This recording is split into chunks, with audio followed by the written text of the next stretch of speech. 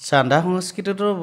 বৰ ভাল সংস্কৃতি নহয় বাৰু সেইটো হয় সেইটো এনি টাইম থাকিব নালাগে কিন্তু আমাৰ বাপতিসাহোন বিহুখনটো আমি পাতিবই লাগিব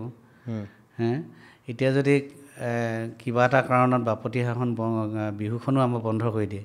তেতিয়া আমাৰ সাংস্কৃতিক কৰ্মীখিনি চলিব কেনেকৈ এতিয়া ৰাস গ'ল ৰাসত কিছুৱে প্ৰগ্ৰেম কৰিলে কিছুতো এতিয়া হেৰি নাই ৰাসতো বহুত প্ৰগ্ৰেম হয় বিশেষকৈ নামনি অসমত কিন্তু অসমত বহুত প্ৰগ্ৰেম হৈ থাকে আৰু সাংস্কৃতিক কৰ্মীখিনি প্ৰায় নামনি অসমৰ বহুতকেইটা প্ৰগ্ৰেমৰ পৰা চলি থাকে বুলি মই ভাবোঁ মানে সেইবিলাক প্ৰগ্ৰেম পাতেই আৰু যিখিনিতো পাতিব লাগিব আমাৰ বিহুখন পাতিবই লাগিব 3টা বিহু আছে কাতি বিহু মাঘ বিহু বহাগ বিহু মই পাতিলে ভাল পাওঁ এইটোতো বাপতিসাহোন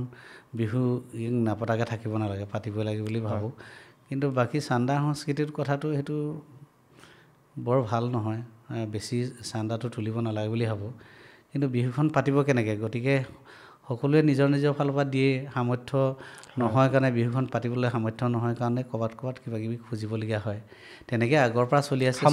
সামৰ্থ্য অনুযায়ী যি যেনেধৰণে পাৰে তেনেকৈ দিব লাগে কিন্তু বেছি বিতৰ্ক কৰিব নালাগে বৰ বিশেষ বিচাৰিবও নালাগে হয়